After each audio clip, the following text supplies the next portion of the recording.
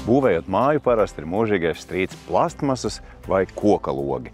Kuri ir labāki, ilgmūžīgāki, kuri prasa kopšanu, kuri neprasa un kurus galu galā mums vajag izvēlēties. Tāpēc esam Sabilē. Sveiki! Sveiki! Ceru, ka noskaidrosim. Cerams, bet tas ir gaumas jautājums. Teiksim, vienam patīk koks, vienam plasmasa, viens grib koku kopt, otrs grib tikai dzīvot iekšā un slaucīt puteklīšus. Tātad saucamie slinkie logi ir plasmasas logus, kurus vajag vienreiz gadā noslaucīt putekļus, noslaucīt no stikliem arī netīrumus, protams, un dzīvo laimīgi. Būtu labi redzēt, kā tas viss top. Pēc 2 minūtēm būsim uz vietas un parādīšu gan vienu, gan otru, kā var dabūt gatavu un kā var dabūt gatavu. Nu, te laižam. Aiziet!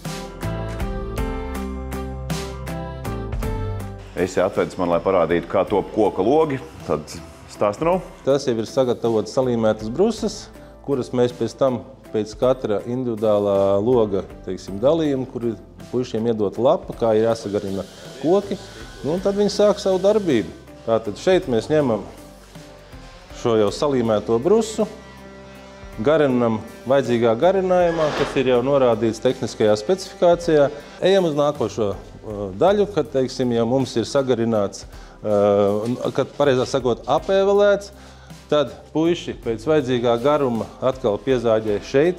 Tad tiek frezēts profils, jo vērtne ir viens profils, rāmim ir cits profils, impustam ir cits profils.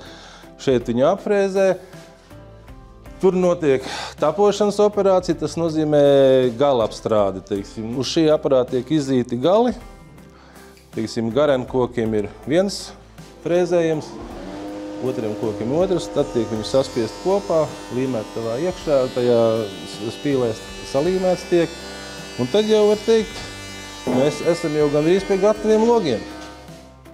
Logs ir apfrēzēts, salīmēts, piezāģētas līstas jau. Šitas jau ir noslīpēts arī, lai tālāk virzītos uz krāsotavu.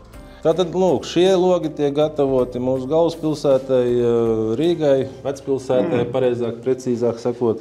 Un tur ir sava veida prasības pēc dizaina ārpusē. Tā kā, katram savs. Gribi, teiksim, sekot līdz visām prasībām, ir jāpērk jauni instrumenti, jādomā, kā to dabūt gatavu, lai tev, teiksim, līdzīgi izskatās.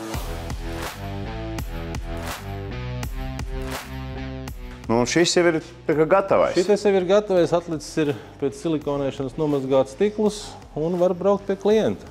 Jau var likt iekšā un skatīties caur jaunu logu. Jā, skatīties uz Eiropu. Mēs esam atnākuši pie slinkajiem logiem, kā es viņus saucu, kur jānoslauc tie putekļi. Bet plasmas logi nav tikai balti, viņi mēdz būt arī dažādās krāsās. Teiksim. Tā kā koks izskatās. Šeit, es domāju, ja jūs skatīsieties no 2 metriem, nepateiksiet, vai plasmas vai tas ir koks. Es arī šeit noticētu, es nezinu, cik mums te ir centimetri, kaut kad 65.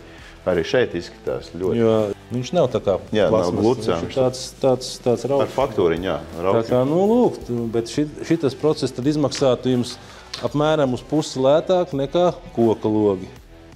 Ja jums, teiksim, galvenais ir panākt koka efekti, tad lūdzu, reku rezultāts.